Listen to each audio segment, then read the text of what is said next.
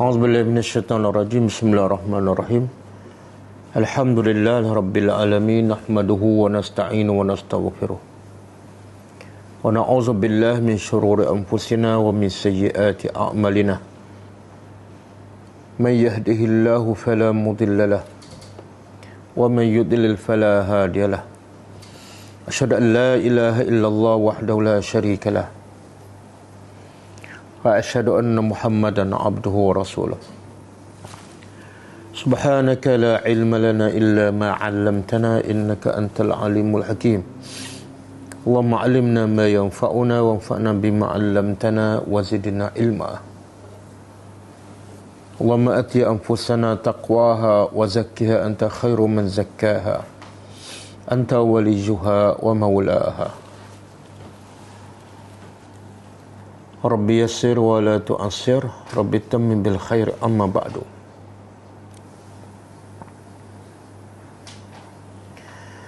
InsyaAllah hari ini kita sambung tadabbur surah Al-A'raf.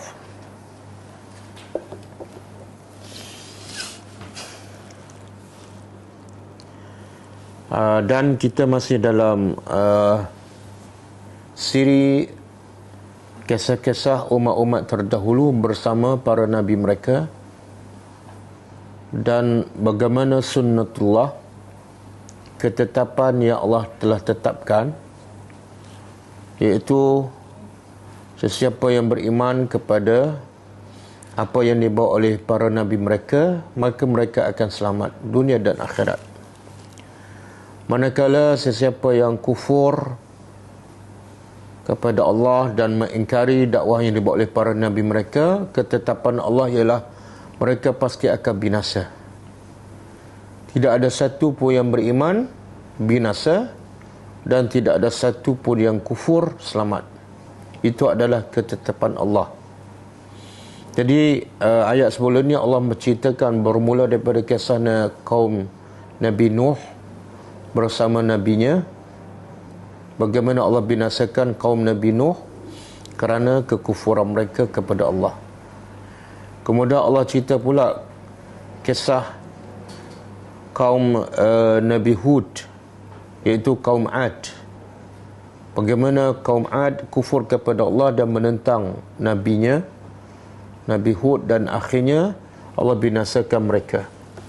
Kemudian yang ketiga Allah cerita kisah Nabi Saleh bersama kaumnya, kaum Samud, yang berakhir dengan Allah membinasakan kaum Samud kerana kekufuran mereka kepada Allah dan penolakan mereka kepada dakwah yang dibawa oleh Nabi Saleh.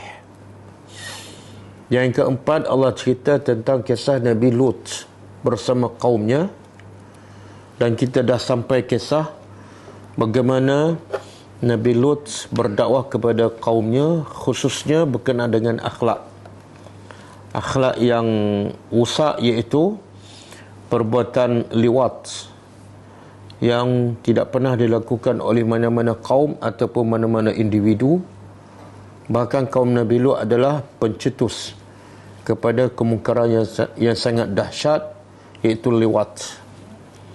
Dan bagaimana dahsyatnya perbuatan liwat yang berlaku pada kaum Nabi Lut, sehingga mereka lakukan secara terbuka di nadi mereka, di tempat terbuka, tempat perhimpunan. Maka mereka hampir-hampir melakukan perbuatan mungkar yang dahsyat itu, iaitu liwat, di rumah Nabi mereka sendiri, iaitu Nabi Lut. Dan ayat hari ini sambungan, iaitu apa akibat yang Allah kenakan kepada kaum Nabi Lut disebabkan kemungkaran mereka dan kedegilan mereka untuk tidak menerima teguran yang dilakukan oleh Nabi Lut AS. Sebelum kita sambung, saya nak ingatkan, setiap kisah yang Allah sebut dalam Quran ada dua tujuan utama. Sekiranya kita tak dapat dua tujuan utama ni, maka tidak ada faedah lah kita baca Quran ataupun kita baca kisah-kisah dalam Al-Quran, ataupun dipanggil ilmu yang tidak bermanfaat. Ilmu itu adalah sia-sia. Jadi tujuan Allah cerita kisah-kisah dalam Al-Quran, sama ada kisah para Nabi, kisah kaum-kaum mereka, kisah umat-umat terdahulu, kisah individu, semuanya tujuan yang paling utama ialah supaya orang yang beriman yang membaca Al-Quran berfikir dan ambil pengajaran dan jadikan kisah itu sebagai panduan supaya mereka tidak melakukan kesalahan, kemungkaran sebagaimana yang dilakukan oleh umat terdahulu. Ini Allah sebut dalam surah Yusuf ayat 111. Itu Allah kata, a'udzubillahi minasyaitonir rajim, wa qad kana fi qasasihim ibratun liulil albab ma kana hadithan yuftara walakin tasdiqal ladzi bayna yadayhi wa tafsila kulli syai'in wa hudan wa rahmatan liqaumin yu'minun. Ayat 111. Maksud dia Allah kata, pasti sesungguhnya, Allah bersumpah, pasti sesungguhnya pada kisah-kisah mereka itu, kisah para Nabi, kisah kaum-kaum terdahulu adalah pasti ada ibrah, pengajaran. Tapi pengajaran ini bukan semua orang faham, bukan semua orang ambil pengajarannya sebagai panduan. Pengajaran ini hanya dapat dikesan oleh liulil albab, orang yang berakal sahaja. Jadi siapa yang baca Quran sekian lama dan mereka melalui kisah-kisah umat-umat dahulu tapi mereka tak tahu apa pengajaran, jauh sekali daripada nak mengambil pengajaran sebagai panduan dalam kehidupan, maka mereka itu sebenarnya Allah gelarkan mereka adalah bukan ulul albab, mereka yang tak berakal, yang tak waras. Itu satu tujuan kisah-kisah disebut dalam Quran. Tujuan yang kedua ialah juga sangat penting, iaitu untuk meneguhkan hati para Nabi, khususnya Nabi kita sallallahu alaihi wasallam. Sebab semua kisah itu dikumpulkan dalam Al-Quran dan Al-Quran diturunkan kepada Nabi kita sallallahu alaihi wasallam. Jadi tujuan kedua ialah untuk Allah teguhkan hati Nabi melalui kisah-kisah tersebut. Bila Nabi hadapi tentangan musuh, celaan, makian, penghinaan dan juga azab yang orang-orang musyrikin dan juga orang Madinah, ahli kitab, yang mereka kenakan kepada para sahabat, sehingga ada sahabat yang diseksa dan dibunuh, semua itu menyedihkan hati Nabi. Bagaimana Nabi nak menghadapi tekanan tersebut? Iaitu dengan membaca kisah-kisah yang Allah rakam dalam Al-Quran. Baca kisah demi kisah, dia akan menghiburkan hati Nabi bahawa orang musyrikin Mekah itu adalah sangat kecil dibanding dengan musuh-musuh umat-umat yang terdahulu seperti kaum Samud, kaum Fir'aun. Umat dahulu lagi kuat, lagi perkasa, lagi ramai, tapi Allah hancurkan mereka hanya dengan makhluk Allah yang paling halus, yang paling lembut, seperti angin, seperti air. Jadi itu hiburan kepada Nabi dan juga amaran kepada musuh-musuh, jangan buat sebarangan kepada Rasulullah sallallahu alaihi wasallam. Yang Allah sebut kisah-kisah ini sebagai ayat untuk meneguhkan hati Nabi, untuk memantapkan iman Nabi. Allah sebut dalam surah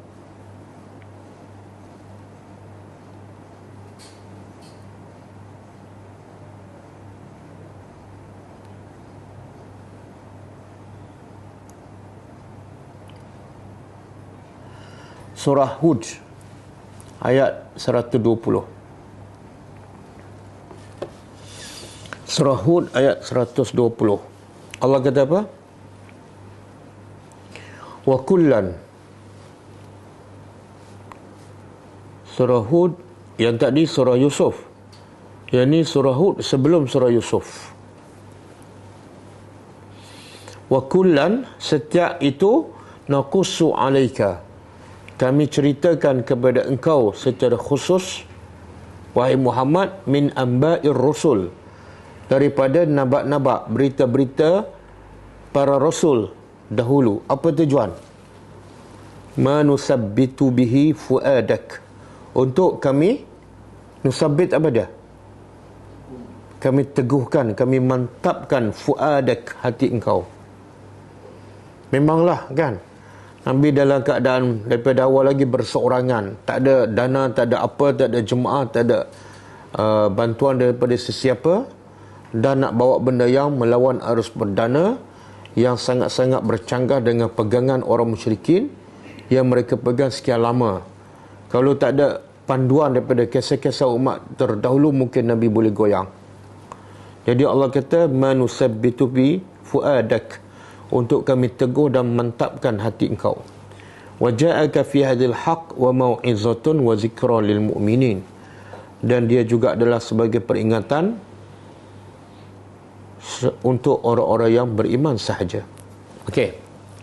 Jadi semoga setiap kisah yang kita baca dalam Quran, kalau kita buat kerja sama dengan kerja yang dilakukan oleh Nabi, maka kita jadikan kisah-kisah tersebut sebagai panduan, sebagai pengajaran dan sebagai hiburan untuk memantapkan hati kita supaya terus melakukan kerja dakwah walaupun cabarannya sangat besar dan kadang-kadang risikonya membahayakan kita dan keluarga. Okey, sekarang kita sambung tadabbur.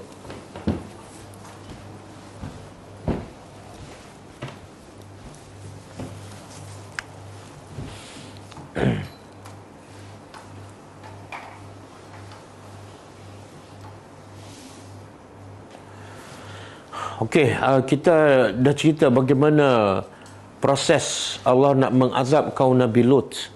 Allah hantar malaikat beberapa orang yang bermula dengan malaikat pergi ziarah Nabi Ibrahim AS sambil nak bawa azab, sambil membawa berita gembira kepada Ibrahim AS bahawa Ibrahim akan dapat anak yang dinamakan Ishak, kemudian Yaqub. Kemudian malaikat itu bagi kepada Ibrahim, kami ini dalam perjalanan nak menurunkan azab kepada kaum Nabi Lut. Kemudian para malaikat pergi pula ke rumah kaum Nabi Lut dalam bentuk rupa manusia yang muda, yang handsome. Kemudian isteri Nabi Lut membocorkan rahsia dan bagi kepada kaum mereka bahawa di rumah Nabi Lut ada manusia yang muda dan mukanya licin. Kemudian kaum Nabi Lut datang. Selepas itu, apa berlaku? Kita baca ayat ni Allah tak sebut pendetailan bagaimana Allah turunkan azab. Tapi Allah sebut detail azab yang diturunkan pada kaum Nabi Lut dalam surah Al-Hijr dan surah Hud. Okey, kita baca dulu ayat ni. A'udzubillahi minasyaitonirrajim. Wa amtarna. Dan amtarna kami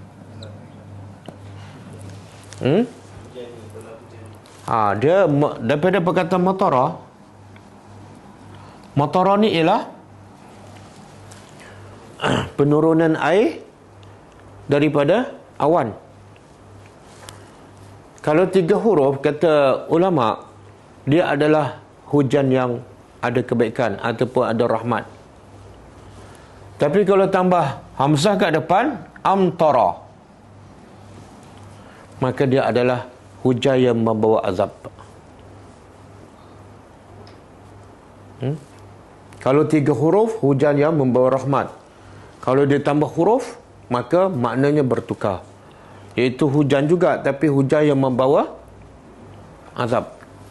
Jadi di sini amtarna, 3 huruf ke 4? 4. Ada hamzah kan? Jadi kami turunkan. Sebenarnya Allah kata kami turunkan hujan ke turunkan batu?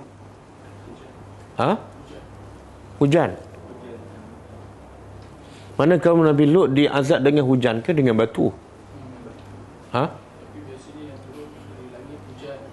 Itu yang biasa. Tapi yang untuk kaum Nabi Lut ni, Allah turunkan hujan ke batu? Allah cakap hujan. Tapi hujan tu air ke batu? Batu. Ada dalil tak hujan ni adalah batu?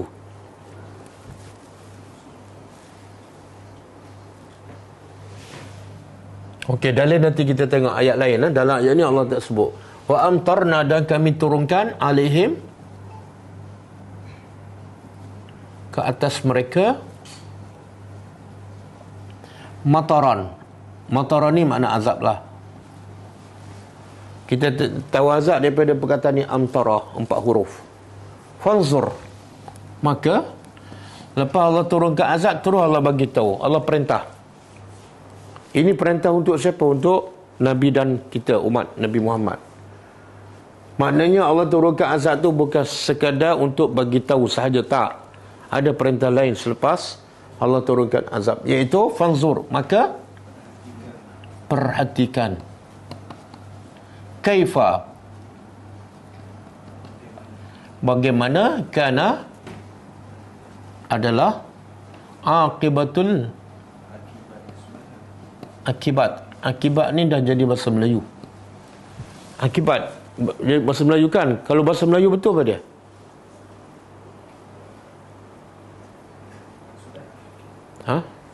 Banyak bahasa Melayu dah ambil bahasa Arab kan, tapi akhirnya dia sendiri tak tahu apa makna bahasa Melayu sebenar. Kesudahan tu pun daripada perkataan sudah kan, beza tu. Cuma dia tambah ke dengan an. Akibat ataupun kesudahan mujrimin, orang-orang yang berdosa. Jadi bila Allah cerita azab yang diturun pada kaum, semua kaum lah, dalam konteks ayat ni kepada kaum Nabi Lut, apa faedahnya? Allah boleh tak Allah turunkan azab kemudian Allah habis lupa macam tu je, Allah tak rakam pun dalam Quran? Boleh tak? Boleh je. Tapi apa faedah Allah rakam dalam Quran? Apa dia? Sebagai ibrah. Dan nak dapat ibrah tu kenapa? Kena berfikir. Inilah perkataannya fanzur. Allah tak kata faqra. Uzur apa makna? Perhati, tenung, fikir. Jadi sangat-sangat tidak betul orang yang baca sahaja. Dan orang yang baca sahaja ni sebenarnya mengingkari perintah Allah. Apa perintah Allah? Fanzur. Allah kata perhati, kamu baca. Dan kamu sendiri mengingkari perintah Allah. Dan Allah beritahu akibat. Allah boleh beritahu dalam bahasa Arab, macam kita dah sebut sebelum ni, bagaimana akibat. Sebenarnya ini kisah siapa ni? Allah boleh kata akibatu kaum Lut kan, tanpa sebut mujrimin. Tapi kenapa Allah sebut mujrimin?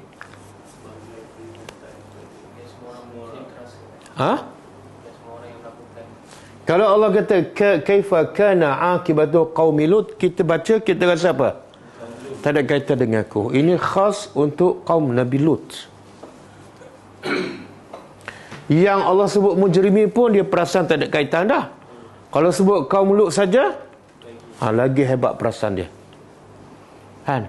Satu, Allah nak bagi tahu pengajarannya ini bukan khas untuk kaum Nabi Lut.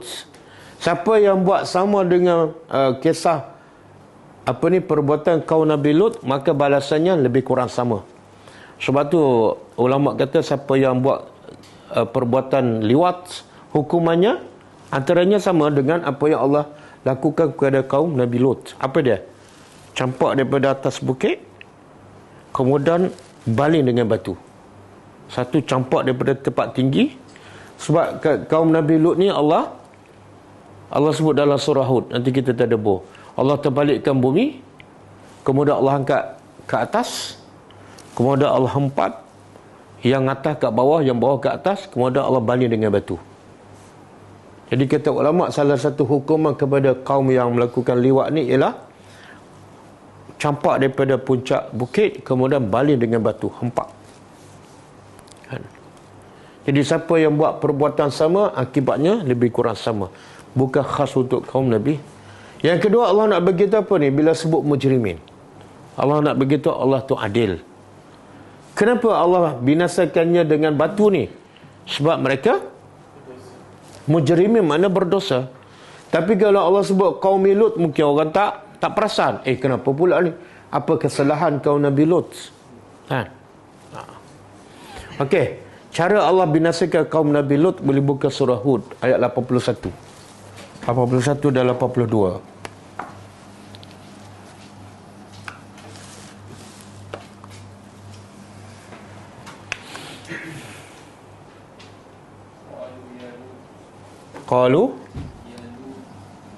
Qalu ya Lutu inna rusulu rabbika lan yasilu ilaika fa asri bi ahlika biqit'in min al-layli la yaltafit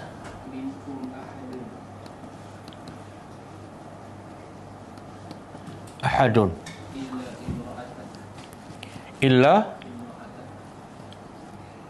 imra'ataka innahu musibuha ma asabahum inna maw'idahum as-subhu alaysa as-subhu biqarib. Ambilkan apa satu. Okey. Qalu, ini ketika malaikat datang ke rumah Nabi Lut, dan Nabi Lut pun dah risau sebab kaum dia nak buat perbuatan liwat dengan tetamu tu. Ketika itu Nabi Lut tak tahu itu adalah malaikat. Maka malaikat pun bagi tahu, ya Lut, wahai Lut, inna rasulu rabbika, jangan risau, kami sebenar adalah utusan Tuhan engkau. Lan yasilu ilaik, mereka kaum kamu ni tak akan dapat sampai pada engkau ataupun dapat membuat kejahatan kepada engkau. Maka Allah perintah melalui apa ni? Jibril. Fa asri. Apa nama fa asri? Ha? Pergi apa ni? Kalau pergi izhab. Jalan. Kalau jalan imshi. Ha? Subhanallazi asra bi abdihi, kan? Daripada asra dia ambil perkataan isra. Isra dan mi'raj. Apa makna isra? Tak, berjalan waktu malam. Tengok, kalau kita tak faham bahasa Arab, mana ada sebut malam? Tak, perkataan isra itu sendiri hanya digunakan untuk berjalan waktu malam. Jadi Jibril perintah kepada Lut keluar waktu malam. Kenapa kena keluar waktu malam? Sebab dia nak mengelakkan daripada azab, dan Allah nak azabkan kaum dia. Kalau dia keluar siang hari, mungkin kaum dia halang. Keluar waktu malam bersama ahli keluarga engkau. Biqat'in minal lail. Waktu malam pula bila tu? Qit'in potongan malam-malam lah. Iaitu 1/3 akhir malam.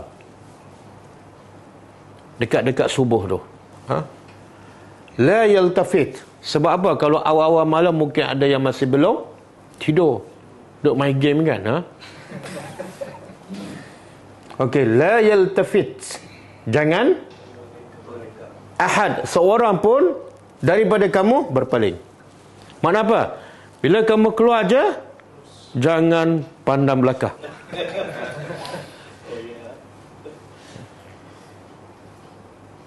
La yaltafit.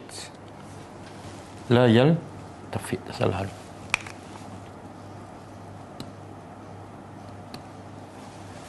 Seorang pun jangan. Kenapa ni? Illam ra'ataka, kecuali isteri kamu. Isteri mana ni? Yang kafir itu, yang pengkhianat. Ada dua tafsiran. Pertama, keluar waktu malam kecuali isteri kamu, jangan bagi tahu dia. Okey? Mana isteri dia keluar ke tak? Tak. Tafsiran yang kedua, keluar waktu malam bersama keluarga kamu termasuk isteri kamu. Dan kemudian Nabi Lut bagi arahan pada kaum yang beriman dan keluarga dia, Jangan seorang pun berpaling kecuali isteri dia berpaling, maka dia azab. Mana isteri dia pendapat kedua keluar. Tapi kena azab juga sebab apa? Sebab dia Okey. Kenapa ada arahan jangan berpaling? Keluar jangan paling belakang. Kenapa? Apa pengajarannya? Kan dia keluar-keluar, takkan tak boleh tengok langsung rumah kan? Ini apa ni dipanggil apa ni? Kali terakhir kan. Lepas ni tak akan tengok dah. Apa dia? Yalah, tengok sekejap bila kali terakhir kan. Dah 50 tahun duduk kat rumah tu, kat kebun tu kan. Yalah, kenapa? Kenapa jangan berpaling? Kenapa Allah perintah jangan berpaling? Sebab kalau dia tengok tu mungkin dia berhenti ke benda kawasan tu bahaya kan. Jadi dia akan buang masa. Danger zone. Sebab waktu azab Allah datang tepat pada waktunya. Kalau berpaling, mungkin kadang-kadang setengah minit je kamu akan kena azab. Azab Allah tepat pada waktunya. Kalau kata pukul 15 minit, tiba-tiba kamu berpaling. Bila berpaling, sambil-sambil kadang-kadang tak bergerak, kamu akan kena. Sebab tu Allah kata, innahu musibuha. Sesungguhnya azab itu musibuha, menimpanya. Menimpa siapa ni? Ni. Ni balik pada isteri. Yang pendapat kedua. Sebab apa kena? Sebab dia berpaling. Berpaling je. Kena. Ma asabahum, apa yang menimpa kaum mereka. Satu, sebab azab Allah tepat. Yang kedua, Allah nak beritahu, bila datang perintah Allah, jangan ada sedikit pun hati kamu masih terpaut dengan dunia. Walaupun rumah kamu. Bersihkan hati kamu. Boleh faham? Kita kalau orang kata pindahkan, pukul 5 keluar. Pukul berapa kita keluar? Duduk kat luar tengok lagi. Inilah tempat saya lahir. Makna hati kita masih ada cinta dunia. Allah nak bagi tahu, yang aku nak bagi pada kamu, kalau kamu beriman dan taat, bukan rumah, surga. Jangan ada sedikit pun hati terpaut dengan dunia, walaupun harta kamu. Boleh? Sebab tu Nabi, bagaimana Allah proses hati Nabi dan para sahabat, supaya mereka betul-betul bergantung pada Allah dan betul-betul cinta hanya kepada akhirat. Allah buat apa? Tinggalkan Mekah. Jangan patah balik, jangan bawa apa-apa. Sebab kamu ni nak pergi ke mana ni? Bukan sebenarnya nak pergi Madinah, nak pergi yang lebih baik daripada Mekah. Jadi tak masuk akal kamu masih bergantung ataupun masih rindu pada Mekah, sedangkan kamu nak pergi tempat yang kita masih tebal lagi tak cinta kita pada dunia. Faham kan? Kalau kita ajak berdakwahkan, bila balik? Tak tahu bila. Mungkin balik, mungkin tak balik. Pergi tak?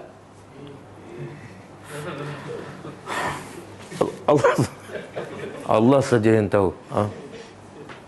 Okey, kemudian inna maw'idahum, janji azab mereka ialah waktu subuh. Kemudian dalam tafsir Allah kata apa ni? Alaysa subuhu biqarib. Bukankah subuh tu dekat? Kenapa timbul ayat ni? Dalam tafsir mengatakan sebab Nabi Nuh, dia kata apa? Dia tanya malaikat, bila nak azab ni? Malaikat pun jawab waktu subuh. Nabi Lut kata, boleh tak cepatkan lagi? Malaikat jawab, kan waktu subuh tu dah dekat, sabarlah. Boleh? Itu juga pengajaran apa dah? Kena ada rasa benci kepada maksiat dan tempat maksiat. Kalau boleh cepat-cepat kita tinggal dan cepat-cepat kita harap benda tu binasa. Walaupun ada isteri dia kat sini kan. Antara cinta Allah dengan cinta keluarga, yang buat maksiat kena bezakan. Okey. Kemudian ayat 82.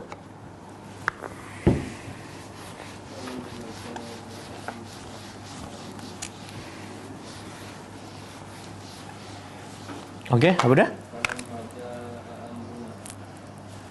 Falamma jaa amruna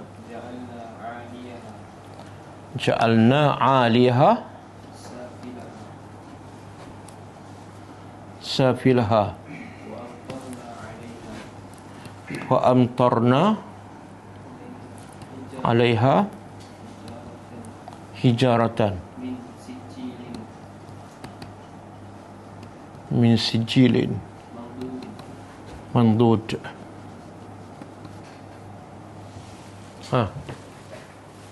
Dah. Kalau 83 apa dia? Musawwamatan inda rabbika wa ma hiya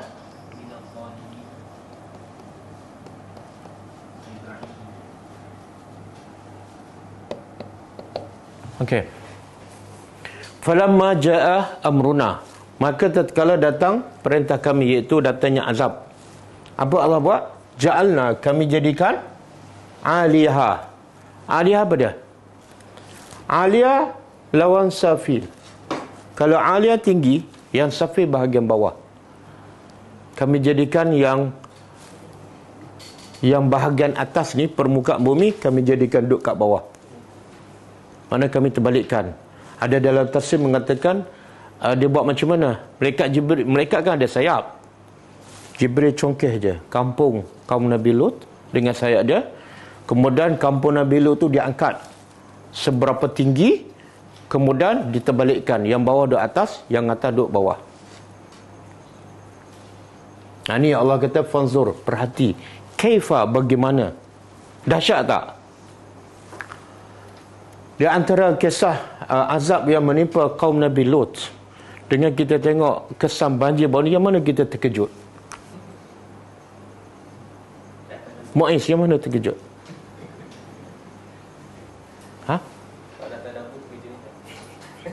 Setelah tadabbur. Tapi ke ayat ni dah baca daripada kecil lagi. Kan? Tengok kan? Sebenarnya apa yang Allah timpa umat dahulu jauh lebih dahsyat daripada apa yang menimpa sekarang. Tapi kita baca Quran tak rasa apa-apa. Tapi bila kita tengok apa yang menimpa masyarakat kita sekarang, banjir kapal, kita kata kesian. Yang tak pergi tengok pun boleh menangis walaupun tak tengok. Yang ni lagi dahsyat, 20 tahun setitik air mata pun tak menangis. Sebab sebab tak fanzur. Sebab tu perintah Allah pada fanzur kaifa. Apa makna kaifa? Ada tak orang pergi tempat ni, tempat kaum Nabi Lut dibinasa? Ada kan? Ramai orang Malaysia. Pakej pelancongan pun termasuk tu. Salah satu tempat pergi ialah Laut Mati kan? Siapa pernah pergi? Kalau 50 orang pergi tu, berapa orang menangis? Ataupun berapa orang yang selfie? Allah kata, Nabi kata apa? Jangan pergi tempat kaum yang diazab, melainkan menangis. Kalau tak boleh menangis, Nabi kata jangan pergi, haram pergi. Yang paling banyak dosa ni siapa dah? Pakej yang bawa dan tak menangis. Okey, jadi Allah suruh apa ni? Perintah dia apa dah? Perhati. Bagaimana? Allah tak kata pergilah tempat tu dan tengok. Faham tak? Yang kita buat apa? Kita perhatikan, kita pergi tengok tempat. Sebenarnya untuk kita perhati ni, bagaimana Allah binasa kaum Nabi Lut, perlu tak kita pergi tempat tu? Perlu tak?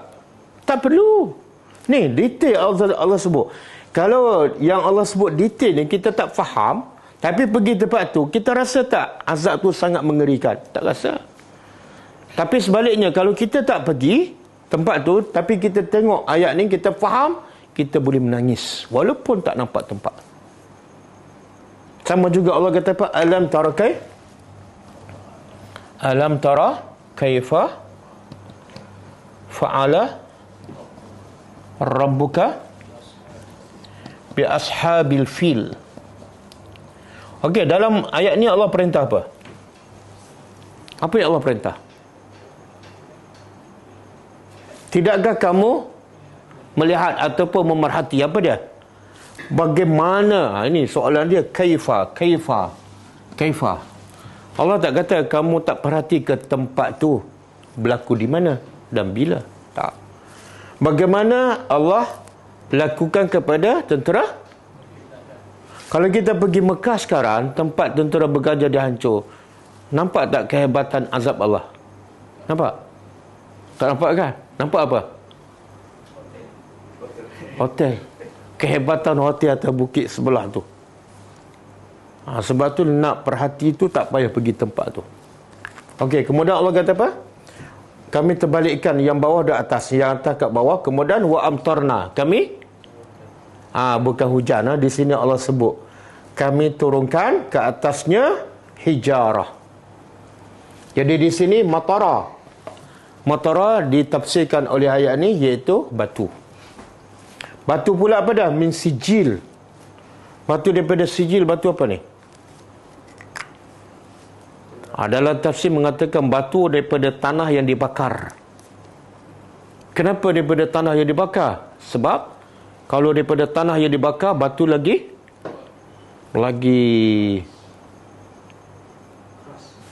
keras. Kan? Kena tu mungkin. Kemudian mandud. Apa mana mandud? Bertubi-tubi. Batu tu dibaling daripada langit bertubi-tubi. Kemudian musawwamatan, bertanda. Apa mana musawwamatan? Apa mana bertanda tu? Dan bertanda pula daripada Allah. Allah yang bagi tanda tu. Dalam tafsir mengatakan batu tu ada tanda, ada jalur yang membezakan ini bukan batu daripada dunia. Tak ada batu kat dunia macam tu. Yang kedua, ada pendapat mengatakan musawwamatan ialah setiap batu ada nama setiap kaum Nabi Lut yang buat kerja tu. Mana batu ni nama Muhammad, tuju pada Muhammad je. Jadi yang nama Ali jangan risau sebab ada batu khau untuk dia. Kemudian wama hiya minaz zalimina biba'id, dan tidak ia azab itu daripada orang zalim jauh, tidak jauh. Sabar, tunggu masa, dia tak akan lepas.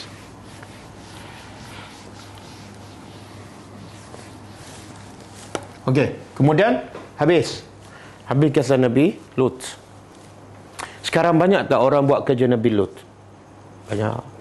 Ada orang yang pernah masuk kelas saya, ini cerita dululah. Dia tak bagi tahu, tapi adik-beradik dia beritahu. Adik dia ni buat kerja tu, sama-sama lelaki. Pelajar UAE. Ada. Ramai. Tapi ada tak kita kisah? Tak ada. Kadang-kadang kita tahu sahabat, kadang-kadang kita tahu kawan anak kita kan, tapi kita tak kisah apa.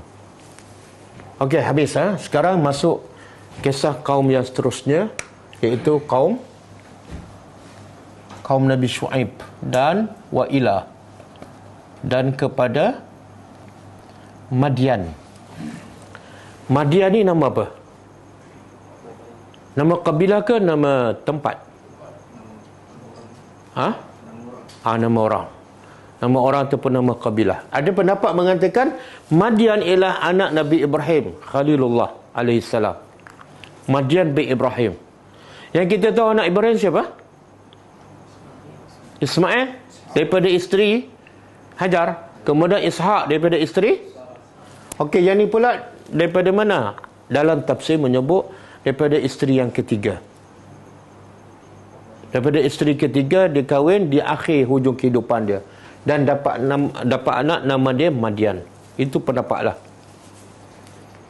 Okey, dan kepada Madian, kaum Madian, akhahum, iaitu Allah utuskan saudara mereka. Saudara mereka. Mereka ni siapa? Madian lah. Sebab tu Madian ni menunjukkan orang. Kaum Madian.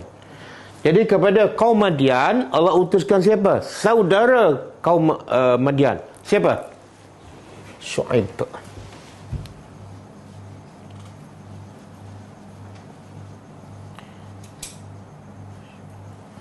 Okey.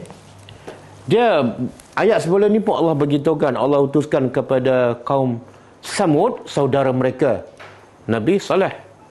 Allah utuskan kepada kaum Ad, saudara mereka iaitu Nabi Hud. Kenapa Allah sebut saudara? Kaum mereka ni kafir ke beriman? Kafir. Boleh tak orang Islam, orang beriman dengan orang kafir bersaudara? Boleh ke tak? Kita kata jumpa Lim Kit Siang, kita kata ini akhi, haza akhi. Boleh ke tak? Tak boleh. Kenapa tak boleh? Al-wala' wal bara'. Dan Allah kata innamal mu'minuna, hanya orang beriman saja ikhwatun. Innama, apa makna innama? Hanya sahaja. Orang kafir tak boleh, bukan bersaudara. Dan Nabi bila mendefinisikan mengumpat, Nabi kata apa? Antazkura akhaka bima yakrah. Kamu sebut tentang saudara kamu yang dia tak suka. Siapa saudara kamu? Orang Islam. Jadi kalau kita mengumpat orang kafir, berdosa ke tak? Tak berdosa. Mengumpatlah 3 cupak pun, tapi tak ada faedah lah. Tak ada faedah. Tapi sekarang kenapa Allah sandarkan perkataan akha Nabi Syuaib kepada kaumnya yang kafir? Dan akha ni ada 2. Satu akha dari segi agama, akidah. Yang kedua akha dari segi nasab, keturunan. Jadi ini bukan akha ukhuwah berdasarkan akidah, tapi berdasarkan kekeluargaan. Dan di sini juga menunjukkan hikmah. Bila kita nak hantar pendakwah ke, maka yang terbaik siapa? Orang situ. Kalau lagi baik, saudara dia sendiri. Kenapa? Sebab orang kenal dia ni. Dia ni memang dibesarkan di kampung tu, memang akhlaknya baik, lagi mudah orang terima. Berbeza dengan bawa orang luar kan. Orang Semenanjung, Jawa nak pergi berdakwah pada orang Bajau. Dah lah tak bahasa tak erti kan. Susah orang nak terima. Qal, dia berkata, ya qaumi, wahai, walaupun kaum dia kafir, tapi bahasa dia tetap lembut. Bahasa pendakwah, bahasa ustaz, walaupun kepada orang kafir. Sebab apa kena sebut ya qaumi? Bila boleh je kita kata, mari sini, tak payahlah sebut wahai kaum. Mari sini, come here. Tapi kenapa kena ada ya qaumi? Qaumi ni, satu, dia mengaku qaumi, asal dia ada ya, kaumku. Lepas tu ada pula satu lagi, wahai. 2. Apa hikmahnya?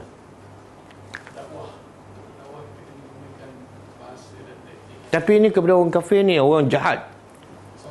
Sepatut orang jahat guna bahasa yang pukul, mandikan dia macam mandi jenazah kan. Bukan. Dia, ini adalah uslub berdakwah. Dia sebenarnya bila kita berdakwah, walaupun kepada orang kafir, apa matlamat kita? Kita nak dia dengar, betul tak? Kita nak dia dengar, kita nak dia faham. Bila kita nak dia dengar, maka bahasa kita kena lembut. Bahasa yang boleh menyentuh hati dia, baru dia dengar. Tapi kalau bahasa kasar, mari sini, memang dia tak akan dengar. Dah lah, degil, kerah kepala, mari sini. Ya qaumi, u'budu, sembahlah oleh kamu akan Allah. Jadi message paling besar dan utama para nabi ialah ajak manusia sembah. Boleh? Dia nabi dengan kita, mana lebih hebat? Mana lebih suci? Jadi kalau sehebat nabi, sesuci nabi pun tak pernah ajak kepada dirinya sendiri, maka kita ni siapa? Ulama hebat macam mana ke, NGO hebat macam mana, jangan sekali-kali ajak kepada kumpulan kita. Jom masuk kumpulan saya, sebab saya rasa kumpulan saya yang paling hebat. Bukan. Hebat macam mana manusia, tetap ada kelemahan. Kadang-kadang kelemahan kita orang jadikan alat untuk menolak dakwah. Okey, malakum, tidak ada bagi kamu min ilahin, dari Tidak ada bagi kamu ilah. Apa makna ilah? Bukan Tuhan saja, Tuhan yang disembah. Tidak ada bagi kamu dari Tuhan yang layak disembah. Ghairuhu, selainnya.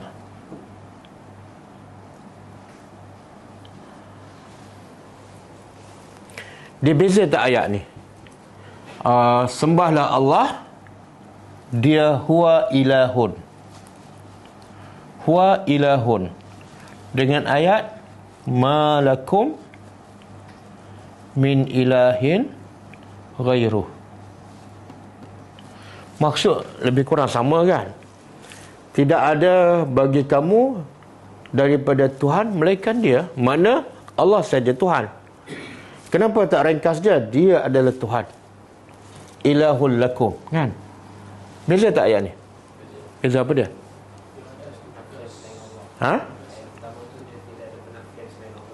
Yang ayat pertama ni, dia tak ada penafian. Kalau kita nak begitu Allah, kena ada penafian. Yang kedua, kena ada isbat. Barulah ayat terkuat dan ada walak dan barak. Kalau kita kata dia Tuhan kamu, boleh sambung tak? Dan yang lain pun Tuhan kamu juga. Faham? Tapi kalau sebut tidak ada bagi kamu melainkan Tuhan selain padanya, boleh sambung? Tak boleh. Okey, qad ja'atkum, sesungguhnya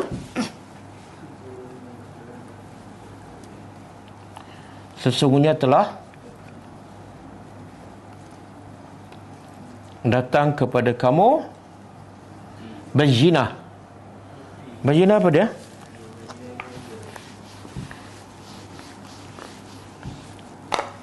Bayyinah. Dia bayyinah ni asal makna apa dia? Jelas.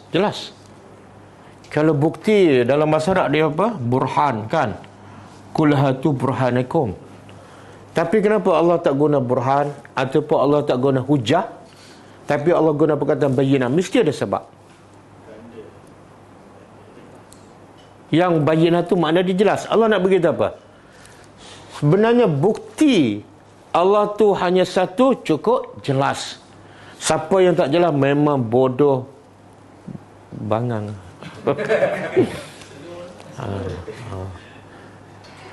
Dia macam ni. Matahari jelas tak? Tiba-tiba ada orang kata, itu bukan matahari Ustaz, itu bintang. Jangan bergaduh dengan, biarkan. Kalau kita bergaduh, kita jadi bodoh. Sebab apa?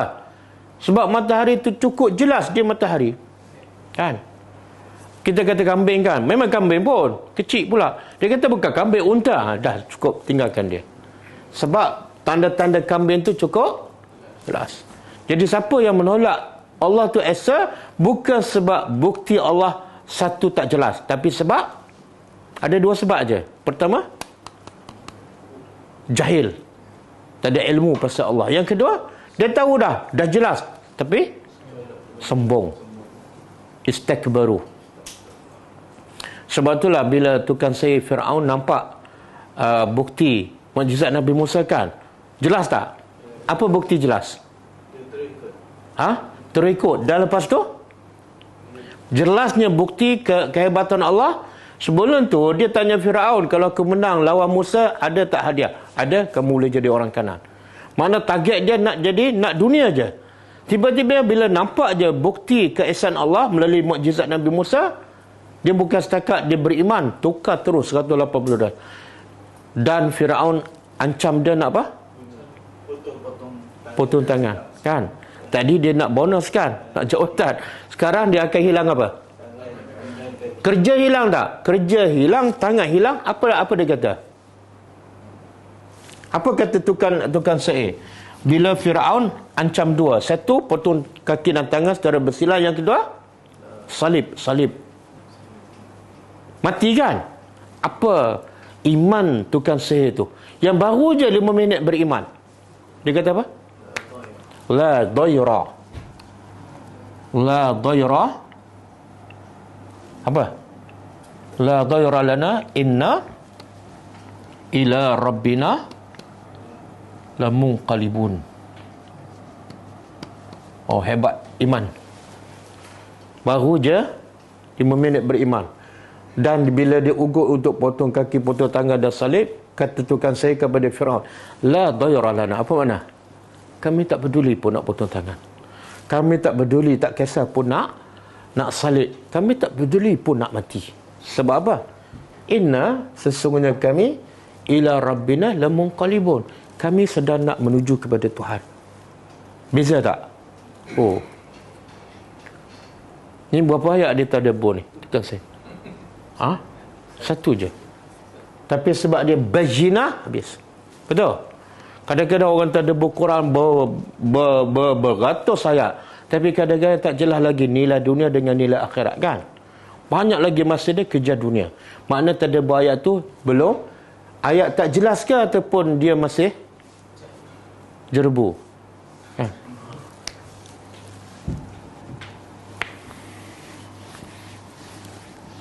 Okey. Bayyinah daripada siapa? Mir rabbikum. Dari pencipta kamu.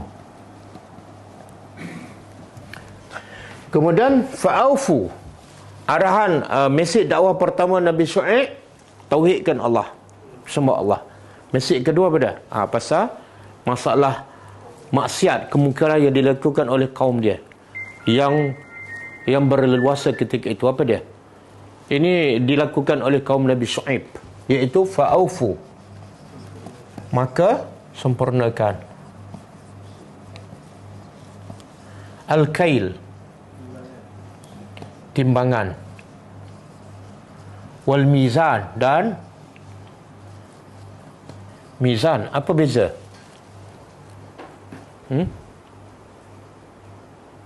Apa beza kail dengan mizan? Kail tak jadi bahasa Melayu, kan? Mizan jadi bahasa Melayu tak? Jadi bahkan orang buat nama pula, kan? Sultan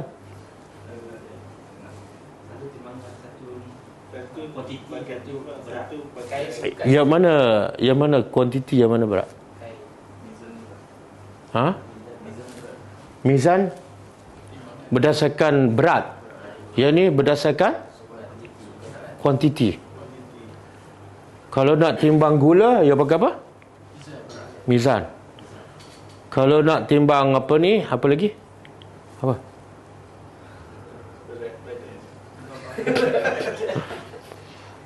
Ini tak ada kaitan berat badan. Dia kain ni, kalau dulu sukatan dia cupak gantang, dia ada bekas, kan? Dia tak pakai kilo, cupak gantang. Itu kail. Kalau mizan ni macam kilo lah. Gula berapa kilo, kan? Susu berapa tin, pakai ni. Okey.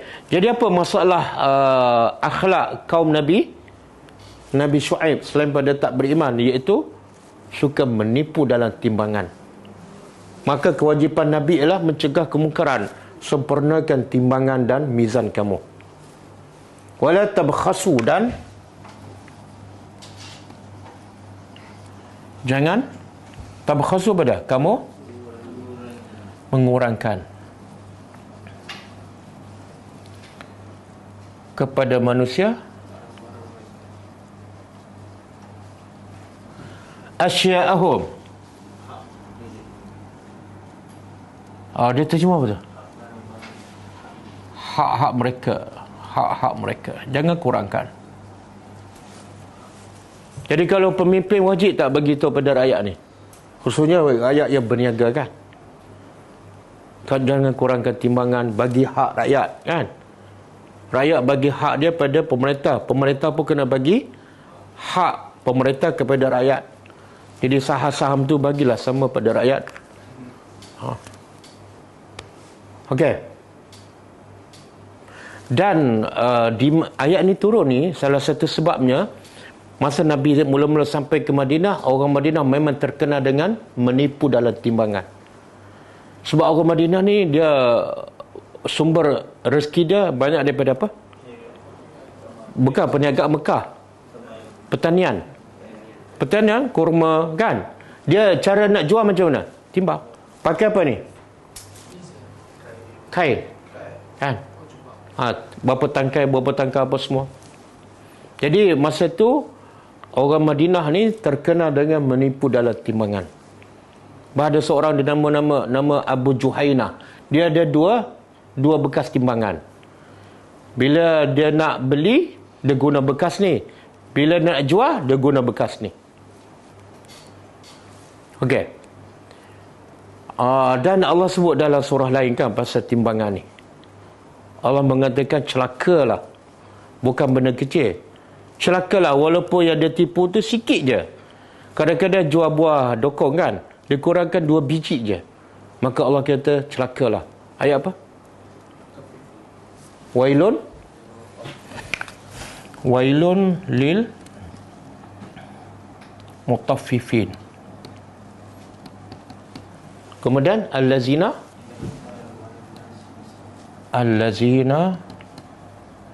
izaktalu ala nasi yastawfun wa iza kaluhum aw wazanuhum yukhsirun. Kan? Okey, Allah kata apa? Wailun, celakalah lil mutaffifin, kepada orang yang, dia terjemah apa? Tak, mutaffifin ni daripada perkataan tafif. Tafif ni syai'ul qalil, sikit je. Allah nak beritahu celaka ni bagi siapa? Adakah yang mengurangkan timbangan berkilo-kilo? Tak. Tafif. Kadang-kadang satu apa dia panggil? Satu hun. Celakalah. Kemudian Allah huraikan siapa mutafif ini? Iaitu allazina, orang-orang yang izaktalu. Izaktalu daripada kail. Apabila mereka menimbang ala nas, kepada manusia, iaitu mereka nak beli barang daripada orang. Apa mereka buat? Sikap mereka, yastawfun, mereka minta bagi cukup, jangan kurang bila dia nak beli. Sebab apa? Alasan itu hak saya. Lepas tu lagi teruk dia minta tambahkan lebih sikit. Tapi bila dia menjual, wa iza kaluhu, apabila mereka menimbang, mana mereka menjual, au wazanu, daripada mizan, yukhsirun, mereka kurangkan. Kalau dia pula yang menjual, dikurangkan. Orang kata bagi cukup, dah cukup dah, tapi kurang. Maka orang macam ni Allah kata celakalah. Dan kalau kita tengok tafsir ni, sebenar ayat ni bukan khas untuk peniaga sahaja. Ayat ni adalah umum kepada siapa yang ada sifat ni. Apa sifat ni? Iaitu hak dia nak cukup, hak orang dia tak bagi. Ini ada masa berniaga ke ataupun ada di mana-mana dan bila-bila masa. Kan kadang-kadang berlaku pada bapak kan. Bapak dia nak hak dia, anak kena hormat dia. Tapi hak anak dia tak bagi, tak didik anak, tak ajar agama pada anak. Ini bapak ni Allah kata wailun. Kadang-kadang anak pun sama. Anak-anak hak dia, ayah bagi hak saya. Tapi hak ayah dia tak bagi, tak hormat bapak. Anak ni wailun.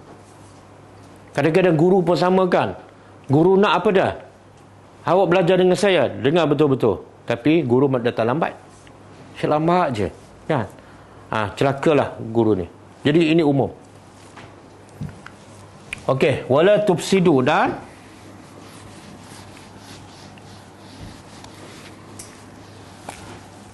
wala tufsidu, dan janganlah kamu melakukan kerusakan fil ardi, di bumi, ba'da islahiha, setelah pembaikannya. Apa maksud ni? Jangan buat rusak selepas islah. Iaitu setelah Allah utuskan Nabi ajak benda yang baik kan, jangan lagi buat kerosakan. Makna kalau tak ada islah, Nabi pun tak ajak, kamu mungkin tak dihukum sebab tak ada orang mengajak. Kemudian zalikum, demikian itu khairun, lebih baik. Lakum bagi kamu. In kuntum mu'minin. Sekiranya kamu adalah orang-orang beriman. Apa maksud ni? Itu lebih baik. Apa dia itu yang lebih baik ni? Tidak menipu timbangan, mentauhidkan Allah, beribadat pada Allah, jaga timbangan kan, bagi hak orang, itu adalah lebih baik untuk kamu. Kalau kamu nak baiklah. Sebab dia bila dia kurangkan timbangan, dia rasa dia nak kebaikan juga kan.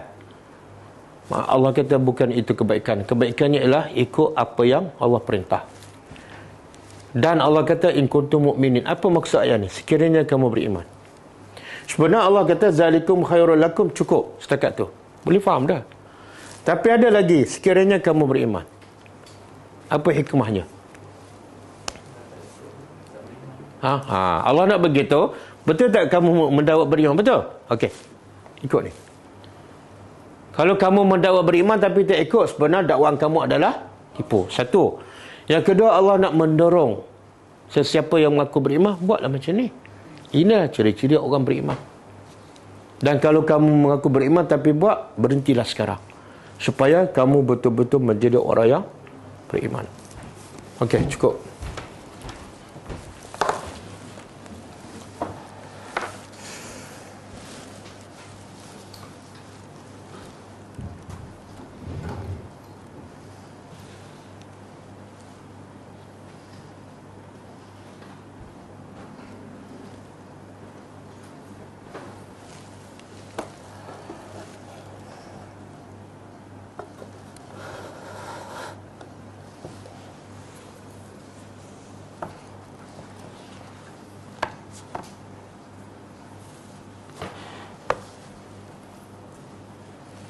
Okey, kita baca sikit buku ni.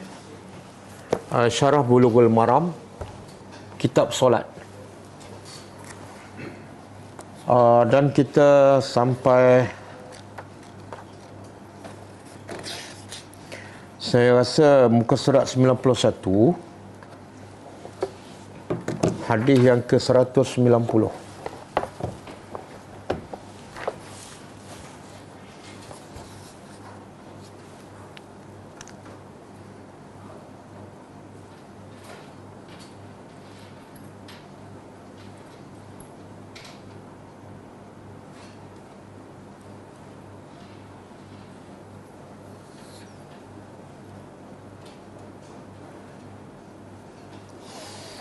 Okey, hadis 190.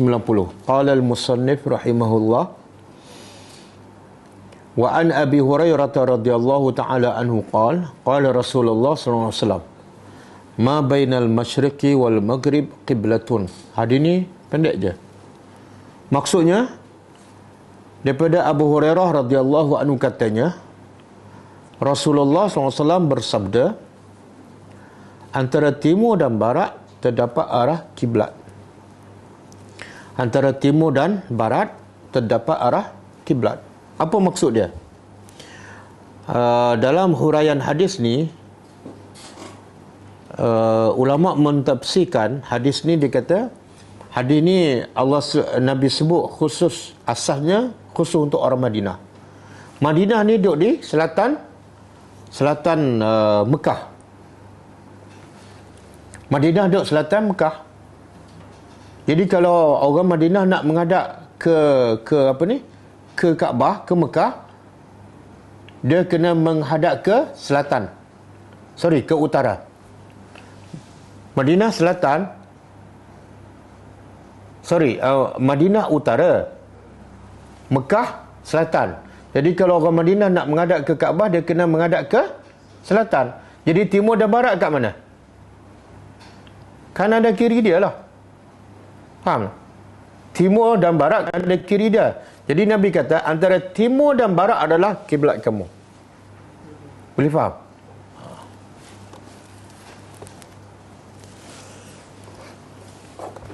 Okey, riwayat Tirmizi ya. Kita baca fiqhul hadis. Hadis ini menjelaskan tentang kiblat bagi mereka yang berada berjauhan daripada Kaabah dan kiblat mereka yang menghala ke arah selatan ataupun utara. Bagi mereka yang berada berjauhan daripada Kaabah, mereka diwajibkan menghadap ke arah kiblat tanpa perlu menghadap Kaabah ataupun Baitullah secara tepat. Yang kedua, untuk orang yang duduk jauh daripada Kaabah. Maknanya, kalau Islam mewajibkan duduk jauh pada Kaabah pun betul-betul kena tuju Kaabah. Susah tak kita? Kita solat kat sini kan, kita pasti tak betul-betul menghadap Kaabah tu. Tak mungkin dan mustahil. Sebab jarak kita dengan Kaabah dah jauh, kemudian Kaabah pula kecil je. Tak mungkin satu dunia boleh betul-betul menghala ke arah Kaabah. Jadi kewajipan kita apa dah? Menghala ke Mekah. Kalau menghala ke Mekah cukup walaupun tak menepati Kaabah. Sebagai contoh, penduduk Madinah dan Syam yang kiblat mereka adalah ke arah selatan, manakala penduduk Yaman yang kiblat mereka adalah ke arah utara, maka kiblat mereka adalah antara jarak timur dan barat, 180 darjah. Hal ini bermakna sekiranya berpaling sedikit dari kiblat tetapi masih lagi menghadap arah timur dan barat yang merupakan arah kiblat, maka solatnya adalah sah berdasarkan hadis ini. Ini bahaya ni, kan? Kalau salah faham, ramai yang salah faham sampai tahap apa dia? Sampai tahap tak solat. Kenapa tak solat? Tak tahu kiblat. Akhirnya dia solat hormat waktu sebab salah faham. Oleh itu, bagi mereka yang berada berjauhan daripada Kaabah, memadai dengan menghadap arah kiblat sahaja sekalipun tidak menepati Kaabah. Hal ini selaras dengan firman Allah Subhanahu wa taala, A'udzubillahi minasyaitonir rajim, fawali wajhaka syatral masjidil haram. Maksudnya, hendaklah kamu menghadap muka kamu ke arah Masjidil Haram. Adapun bagi orang yang mampu melihat Baitullah dengan pandangan matanya sendiri, Kaabah betul-betul depan dia, seperti mereka yang berada di Masjidil Haram dan sekitarnya, maka ulama berpendapat mereka wajib menghadap tepat ke Kaabah tanpa berpaling sedikit pun daripadanya. Pendapat ini merupakan pendapat majoriti ulama yang terdiri pada mazhab Hanafi, Maliki dan Hambali. Sementara mazhab Syafi'i pula berpendapat wajib menghadap Kaabah ketika solat, sama ada dia mampu melihatnya ataupun tidak. Ini mazhab Syafi'i lah. Nampak kata nampak, wajib pastikan menghadap Kaabah. Jadi kata penulis, dalam hal ini pendapat majoriti ulama adalah lebih tepat berdasarkan ayat Quran surah Baqarah yang tadi, fawalli wajhaka syatral masjidil haram. Selain pada itu, hadis ini juga menguatkan lagi hadis sebelum ini, iaitu menghadap kiblat merupakan salah satu daripada syarat sah salat.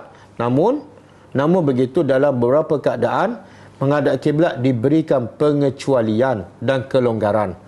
Hal ini bermakna diharuskan menunaikan salat dengan menghadap mana-mana arah walaupun tidak menghadap kiblat dalam keadaan tertentu. Contoh, dia bagi 4 keadaan boleh solat tanpa menghadap kiblat. Pertama, orang yang lemah untuk menghadap arah kiblat seperti sakit dan tidak boleh bergerak, serta tidak terdapat seorang pun yang boleh membantu menghadapkannya ke arah kiblat. Kadang-kadang dia hospital, katil pula tak menghadap kiblat. Takkanlah setiap kali nak solat dia kena pusing katil kan? Nanti kena marah ke nurse pula. Dan dah tak larat dia pusing katil pula.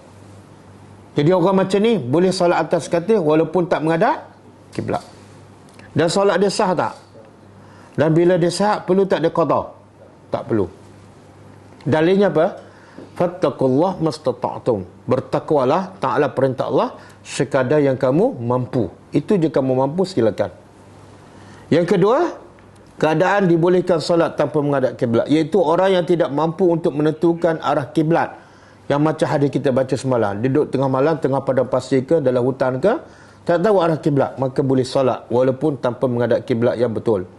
Seperti yang telah dijelaskan dalam hadis sebelum ini, sama ada disebabkan cuaca dan sebagainya. Yang ketiga, orang yang berada dalam ketakutan, seperti orang yang sedang menyerang musuh, lari daripada musuh, bencana banjir dan seumpamanya, terbakar ke, sama ada dalam keadaan kenderaan ataupun tidak, iaitu dia mahu menuju ke tempat yang lebih aman dan selamat, maka dibolehkan salat tanpa menghadap kiblat. Dalilnya surah Al-Baqarah ayat 239. fa in khiftum farijalan aw rukbanan. Maka jika kamu dalam keadaan takut, maka solatlah sambil berjalan ataupun berkenderaan.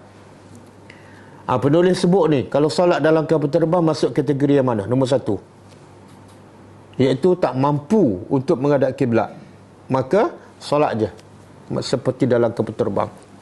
Yang keempat, keadaan boleh bila solat tanpa menghadap kiblat, iaitu kita ke musafir dan hanya boleh dilakukan solat sunat sahaja.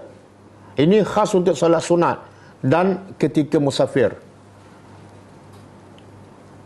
Sama ada ketika di atas kenderaan ataupun berjalan kaki. Hal ini berdasarkan hadis Amir bin Rabi'ah, katanya, Ra'aitu Rasulullah SAW yusalli ala rahilatihi haisu tawajjahat bihi. Hadis sahih muttafaqun alaih. Hadis paling kuat ni.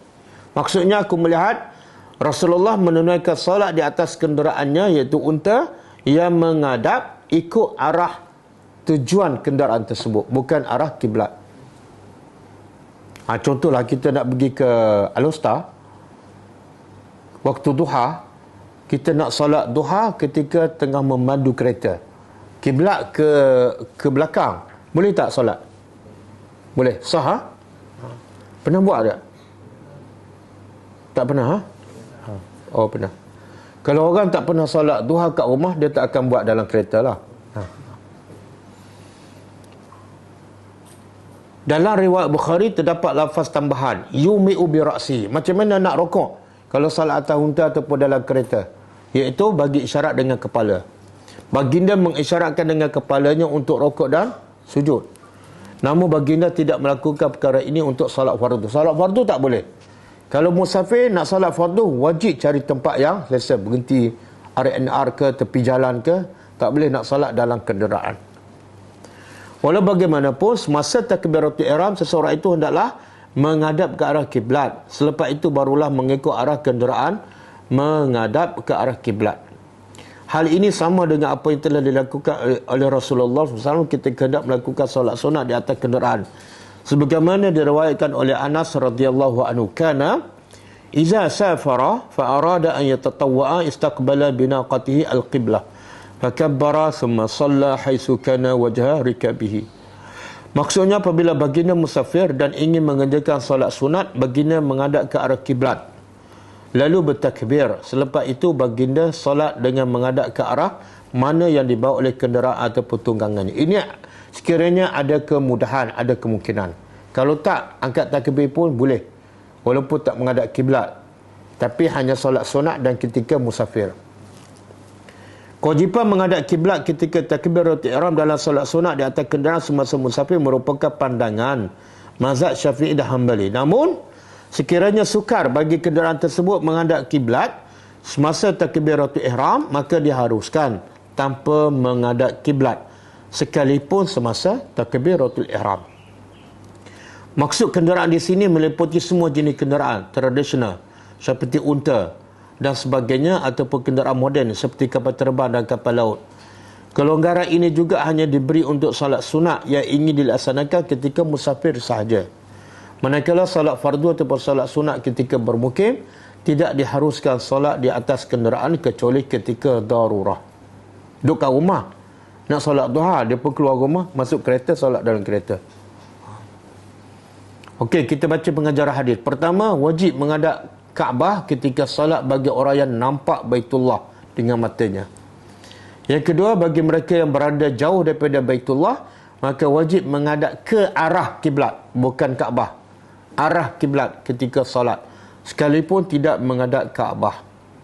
Yang ketiga, terdapat kelonggaran menghadap arah kiblat ketika solat bagi orang yang berada dalam ketakutan, orang yang lemah, orang yang sakit dan tidak mampu untuk menghadap ke arah kiblat dan tidak dapat menentukan arah kiblat. Ramai ni yang solat istiqamah, tapi bila sakit tak solat. Alasannya apa? Sebab kata dia tak menghadap kiblat, dia tak tahu arah kiblat dan sebagainya. Semuanya berpunca daripada kejahilan. Yang keempat, diharuskan melakukan solat sunat di atas kenderaan dan tanpa menghadap kiblat ketika musafir. Yang kelima, orang Islam tidak diperintahkan melakukan ketaatan mereka menurut kemampuan. Jangan memaksa diri di luar kemampuan kita. Yang keenam, agama Islam ialah agama yang bersifat fleksibel dan mudah untuk diamalkan. Yang susah tu bukan agama, yang susah kamu sendiri yang menyusahkan. Wallahu a'lam. Okey, ada soalan?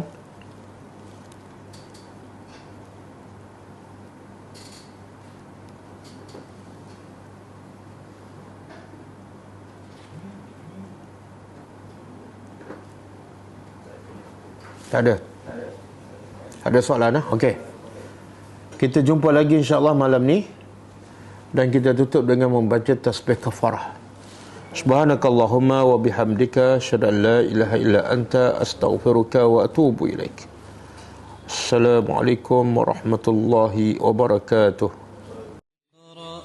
كتاب الله ترق جنانه وتنل